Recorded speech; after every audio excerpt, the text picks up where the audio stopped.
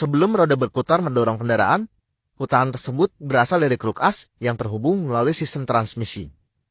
Dan putaran pada kruk as berasal dari gerakan naik turun piston. Piston digerakkan oleh ledakan yang dihasilkan dari campuran bahan bakar dan udara yang dipicu pada timing yang tepat.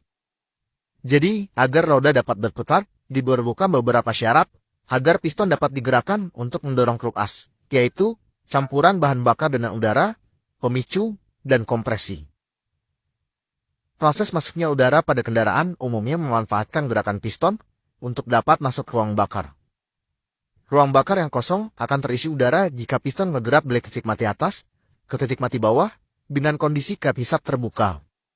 Udara akan mengalir dari atmosfer ke ruang bakar yang tekanannya lebih rendah. Pada mesin bensin, udara dapat dicampur dengan bahan bakar sebelum masuk ke ruang bakar atau langsung di ruang bakar. Lalu, agar dapat terjadi ledakan, diperlukan kompresi pada campuran udara dan bahan bakar.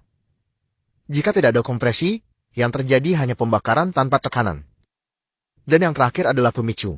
Dalam mesin bensin, pemicu berupa lompatan listrik bertegangan tinggi pada busi. Listrik ini berasal dari gerakan magnet yang menginduksi gulungan kabel. Pada mobil disebut alternator, sedangkan pada sepeda motor disebut spool. Namun keduanya memiliki prinsip kerja yang sama meskipun bentuknya terlihat berbeda. Percikan ini harus terjadi pada saat yang tepat agar terbentuk ledakan. Sebelum listrik masuk ke busi, listrik tersebut terlebih dahulu ditimbun di kapasitor yang berada pada ECU atau CDI. Lalu ECU akan melepaskan listrik tersebut jika posisi piston sudah berada tepat sebelum langkah pembakaran. Posisi piston tersebut dipantau melalui sebuah benjolan pada magnet. Benjolan tersebut akan memicu sinyal jika berhadapan dengan pulser.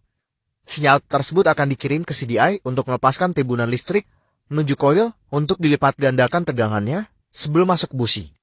Atau jika menggunakan ECU, input sinyal akan digunakan untuk mempertimbangkan sudut pengapian yang paling tepat berdasarkan berbagai macam kondisi. Selanjutnya akan terjadi ledakan yang mendorong piston ke titik mati bawah.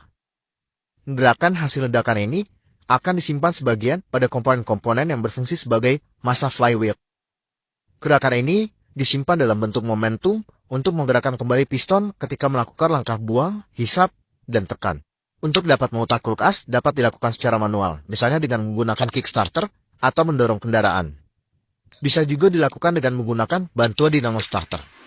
Jadi jika kendaraan tidak dapat menyala, salah satu dari keempat hal inilah yang dapat diperiksa secara bergantian.